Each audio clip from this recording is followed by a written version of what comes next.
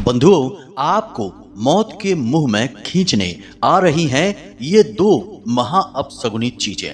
जी हाँ बंधुओं, अगले 3 दिनों में आपको रहना होगा बेहद सावधान, क्योंकि आने वाले महा अनर्थ की आहट सुनाई दे रही है। अगर आज आपने इस कार्यक्रम को पूरा नहीं देखा तो आपके जीवन में जो महा अनिष्टकारी घटनाएं होंगी, जो अनहोनियां होंगी, उसकी कीमत न केवल आपको बल्कि आपके पूरे परिवार को ही चुकानी पड़ेगी। इसीलिए हमारा आपसे हाथ जोड़कर यह निवेदन है कि इस कार्यक्रम को अंत तक अवश्य देखना, वरना अब पछताए होत का जब चिड़िया चुग गई खेत, यही कहावत आपके ऊपर सिद्ध हो जाएगी।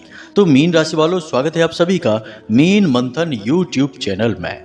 बंधुओं, कई बार ऐसा होता है कि जीवन में सब कुछ अच्छा भला चल रहा होता है, लेकिन अचानक से कुछ ऐसा हो जाता है कि धीरे धीरे हमारी बर्बादी शुरू हो जाती है।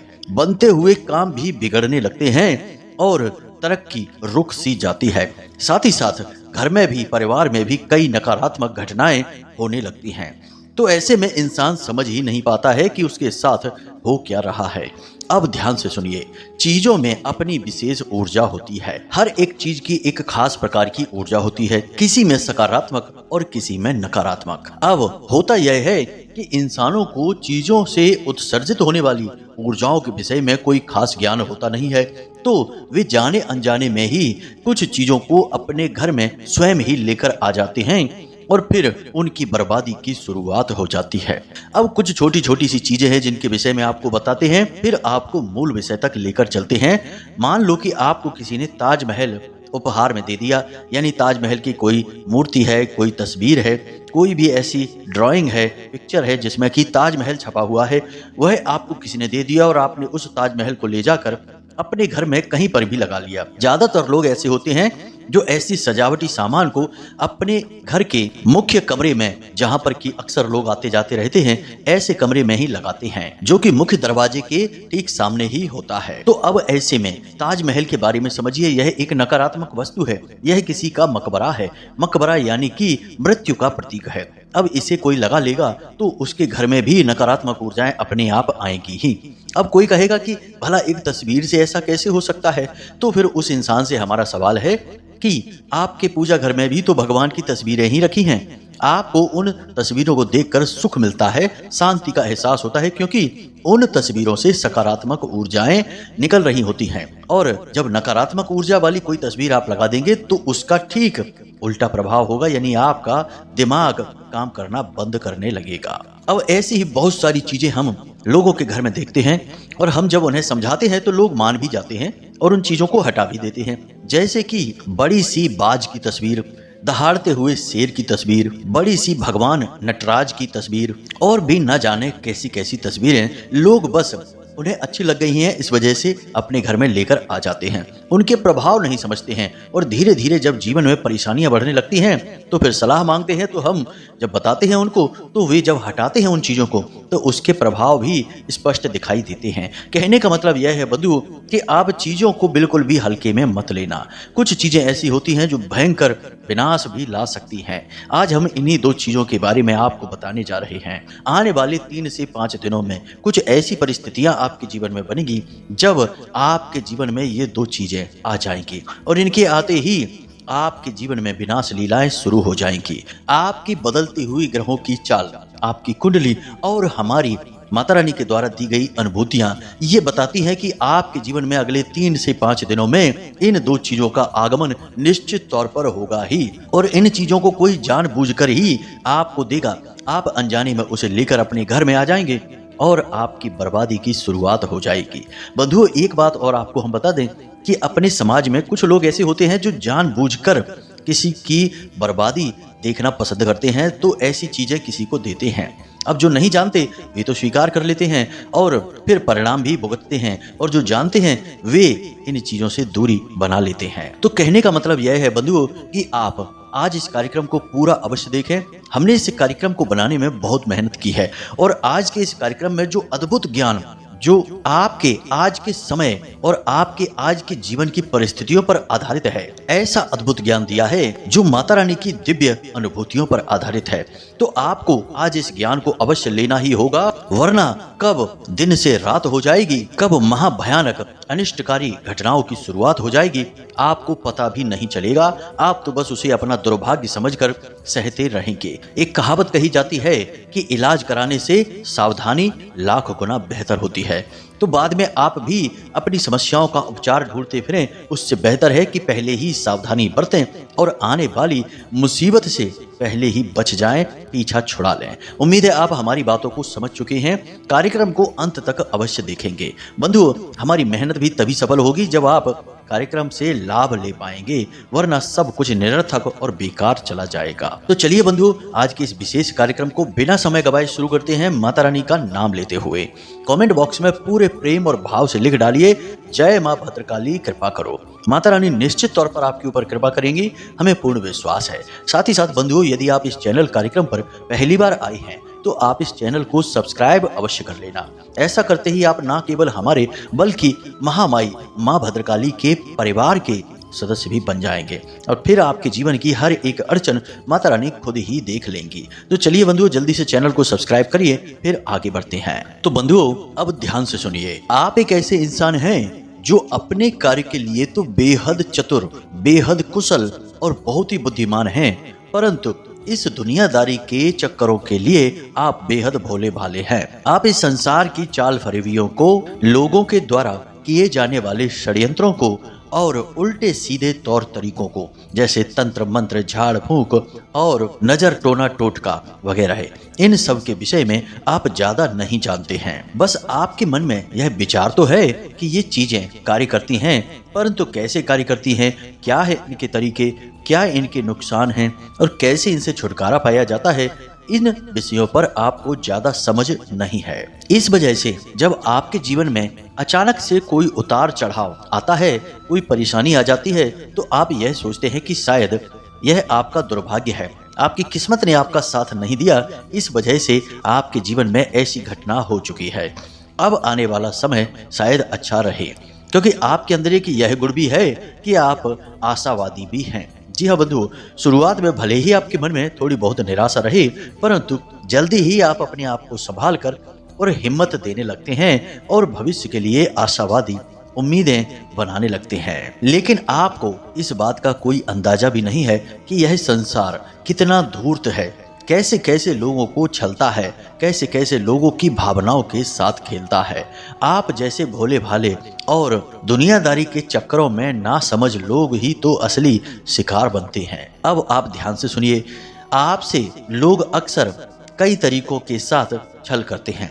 सबसे पहले अक्सर ऐसा होता है कि लोग आपको भावनाओं में बहला फुसलाकर काम करवा लेते हैं, मेहनत करवा लेते हैं और फिर जब उसकी कीमत देने का नंबर आता है तो आपको ठेंगा दिखा देते हैं। जी हाँ बंधुओं, कई बार आपके साथ ऐसा हुआ है कि आपके हुनर का, आपकी अक्लमंदी का लोगों ने खूब भरपूर लाभ उठाया, लेकिन जब आपका सहयोग करने का नंबर आया तो उन्होंने आपको पीठ दिखा दी, आपका साथ नहीं दिया। दूसरा यह भी होता है कि आपकी धन दौलत, आपकी चीजों को लूटने के लिए लोग तरह तरह की भावनाओं के जाल बिछाते हैं, मीठी मीठी लच्छेदार बातें करते हैं और आपको भावुक बनाकर आपकी चीजें, आपका रुपए पैसा सब लूट लेते हैं।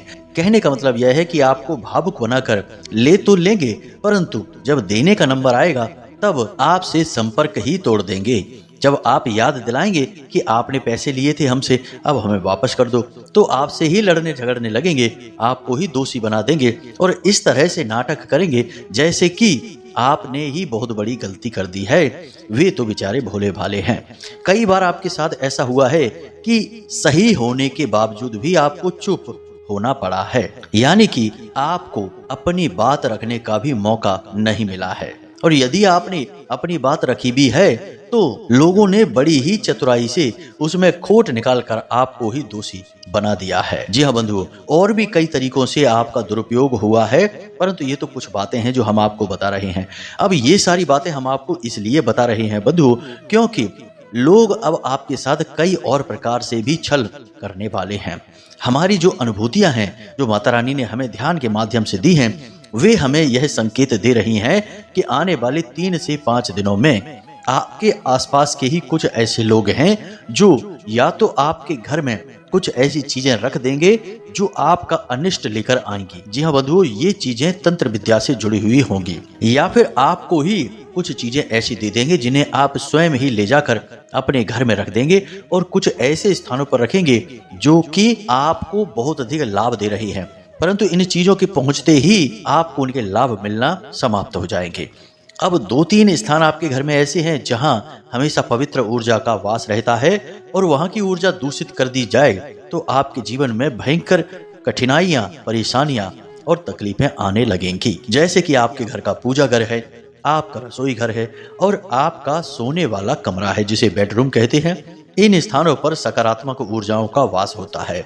तो अब जो ऐसी विद्याओं को जानते हैं, यानी काली तांत्रिक नकारात्मक विद्याओं को जानते हैं, वे यह भी जानते हैं कि आपकी जिंदगी बर्बाद करने के लिए, आपको मिटाने के लिए इन 3 जगहों को ही दूषित करना होगा। इसलिए आपके जीवन में, आपके घर में इन चीजों को चुपचाप रखवा दिया जाएगा या फिर आपके हाथों ही रखवा दिया जाएगा, आपको पता भी नहीं चलेगा। तो अब ध्यान से सुनिए, हम आपको इन 2 चीजों के बारे में बताने जा रहे हैं। इन 2 चीजों के बारे में जानने के बाद आपके आगे एक मार्ग खुलेगा, एक विकल्प उत्पन्न होगा कि जब आपको कोई ये चीजें देगा तो आपको क्या करना होगा। बंधुओं, एक छोटी सी चीज और है कि आप अक्सर यह भी भूल कर देते हैं कि कोई आपको प्रसाद देता है। याद रखना कि सफेद रंग की मीठी वस्तु आपको कभी भी किसी के हाथों से ग्रहण नहीं करनी है। आजकल यह बहुत चल रहा है, हम अक्सर यह सुनते रहते हैं। लोग हमें फोन करके कहते हैं, मैसेज करके कहते हैं कि गुरुजी, हमें इस इंसान ने यह मिठाई खाने के लिए दी है, प्रसाद बोल कर दी है, क्या करें, इसे खाना चाहिए कि नहीं खाना चाहिए, घर में रखें कि नहीं रखें। साथ ही साथ कुछ लोग अचानक से बीमार रहने लगते हैं, बहुत परेशान रहने लगते हैं, तो उनसे भी जब गहराई से जांच की जाए, बात की जाए तो पता चलता है कि उन्हें भी किसी ने ऐसी ही कोई उल्टी सीधी चीज दी थी खाने के लिए। तो यह आजकल बहुत चल रहा है और यह बहुत ही आसान तंत्र है। इस तंत्र के माध्यम से कई सारे कार्य किए जाते हैं। कई बार तो इंसान का स्वयं का ही बंधन कर दिया जाता है, यानी कि वह बुद्धिहीन हो जाएगा। साधारण से साधारण कार्यों को भी वह अपनी बुद्धि से कर नहीं पाएगा, दूसरों पर निर्भर ही बना रहेगा। दूसरा यह किया जाता है कि उस इंसान के काम धंधे व्यापार का बंधन कर दिया जाता है, उसकी खुशियां, उसके रिश्ते नातों का बंधन कर दिया जाता है। कभी कभी मारण क्रिया भी इसी प्रकार से की जाती है। सफेद रंग की मीठी वस्तु में यानी मिठाई के अंदर एक धागे का टुकड़ा रख दिया जाता है, मंत्र पढ़कर, अभिमंत्रित करके, और उसमें कुछ गांठें लगा दी जाती हैं। जैसे जैसे वे गांठें उसके पेट में गलेंगी वैसे वैसे उस इंसान की मृत्यु नजदीक आने लगेगी। जी हाँ बंधुओं, यह भी एक मारण क्रिया का प्रयोग है। तो कहने का मतलब यह है कि आपको कोई भी प्रसाद बोलकर कुछ खाने के लिए दे रहा है, आपको भूल कर भी वह ग्रहण नहीं करना है, किसी हालत में नहीं लेना है। अपने हाथ में ले लें, बाद में उसे बाहर कहीं जाकर एकांत में फेंक दें। भगवान आपको कोई सजा नहीं देंगे। भगवान आपसे यही नहीं कहते कि आप उनका प्रसाद खाते फिरें और उल्टी सीधी तकलीफें अपने जीवन में ले आएं। भगवान एक आस्था का विषय है और भगवान अंतर्यामी है, वे सब कुछ जानते हैं। मूर्खताएं इंसान स्वयं करता है। जी हाँ बंधुओं, बाद में दोष भगवान के ऊपर मढ़ दिया जाता है कि हमने तो प्रसाद खाया था। अब आपको यह बात समझ में आ गई है। अब एक बात और है बंधुओं, जो कि बेहद आवश्यक है, समय अनुकूल है। नया वर्ष आने वाला है, तो ऐसे में होता यह है कि लोग अक्सर कैलेंडर वगैरह बांटते हैं।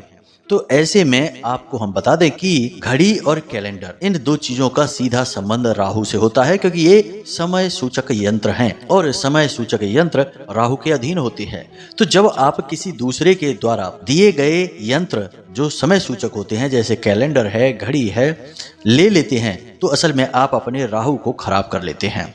जी हाँ बंधुओं, तो आप ऐसी भूल मत करना, क्योंकि ऐसा होगा कि आपको कोई ना कोई व्यक्ति कैलेंडर देगा या घड़ी देगा आने वाले कुछ समय में। तो आपको सावधान रहना है, इसे अपने घर नहीं ले जाना है, कहीं बाहर ही छोड़ देना है। अब ध्यान से सुनिए, हम आपको इन 2 चीजों के विषय में बता रहे हैं। तो बंधुओं, जहां तक हमारा अनुभव कहता है कि आने वाले 3 से 5 दिनों में आपको कोई धार्मिक वस्तु दान में देने वाला है, या यूं ही प्रयोग के लिए देने वाला है, या फिर आप स्वयं ही किसी के यहाँ से उसे अपने घर में लेकर आने वाले हैं। अब धार्मिक वस्तु कई प्रकार की हो सकती है, लेकिन इस परिप्रेक्ष्य में यह कोई मूर्ति या फिर कोई तस्वीर है। कोई व्यक्ति किसी प्रकार की धार्मिक मूर्ति या फिर तस्वीर आपको दे सकता है, लेकिन याद रखना कि हमारा जो धर्म है, सनातनी परंपरा है, यह उपहार में किसी भी प्रकार की धार्मिक वस्तु को लेने से ना बोलता है। यदि आप किसी के द्वारा उपहार में दी गई धार्मिक वस्तु, खास तौर से भगवान से जुड़ी हुई वस्तु को अपने घर में लेकर आते हैं, तो यह आपके लिए नकारात्मक फल देना शुरू कर देता है। तो यह भूल आपको नहीं करनी है। अब कुछ लोग यहाँ पर बहुत ज्यादा बड़ी चाल चल देते हैं। जी हाँ बंधुओं, आपको लगेगा सब कुछ सामान्य, लेकिन इस संसार में सब कुछ हो रहा है। कोई धार्मिक मूर्ति या फोटो आपको जानबूझकर ऐसी दी जाएगी जो कि थोड़ी सी खंडित होगी। जानबूझकर उसे खंडित बनाकर आपको दे दिया जाएगा और आप उसे पवित्र वस्तु मानकर अपने पूजा घर में ले जाकर रख देंगे। अब यहाँ से आपके बुरे समय की शुरुआत हो जाएगी। आप उसकी पूजा पाठ करने लगेंगे या फिर उसे पवित्र स्थान पर रखकर उसका महत्व बढ़ा देंगे, लेकिन वह तो नकारात्मक है, वह खंडित है। ऐसी वस्तु की पूजा पाठ तो दूर, उसके दर्शन करना भी अपशगुन माना जाता है। यह आपके बुरे समय की शुरुआत होगी। तो ऐसी भूल आपको नहीं करनी है। इसीलिए धार्मिक मान्यताओं से जुड़ी हुई चीजों को लेन देन करने से हमारा धर्म निषिद्ध करता है, रोक लगाता है, क्योंकि इनमें लोग चाल फरेबियां कर सकते हैं। जी हाँ बंधुओं, इसी प्रकार अभिमंत्रित परफ्यूम या इत्र, यह भी आज के समय में बहुत चल रहा है। अक्सर यह देखने में आता है कि लोग परफ्यूम या इत्र उपहार में देते हैं या यूं ही प्रयोग करने के लिए किसी को दे देते हैं। अब किसी को किसी भी प्रकार से परफ्यूम गिफ्ट में या यूं ही उधार या प्रयोग करने के लिए नहीं लेना चाहिए। ऐसा करने से उसका शुक्र दूषित हो जाता है, क्योंकि यह शुक्र का प्रतीक है। उस पर भी यदि वह अभिमंत्रित हुआ तो उसके विनाशकारी परिणाम हो जाते हैं। इसी के साथ साथ बंधुओं, कुछ और चीजें भी हैं जिन्हें आपको अगले 3 से 5 दिनों में भूल कर भी किसी से लेना नहीं है, या किसी और की प्रयोग की जाने वाली ये वस्तुएं अपने घर में लाकर नहीं रखनी है। जैसे कि कोई नुकीली वस्तु, जैसे कि किसी के द्वारा पहने जाने वाले वस्त्र या जूते चप्पल वगैरह। यानी घर के व्यक्ति की बात नहीं कर रहे, हम किसी पराई व्यक्ति की बात कर रहे हैं।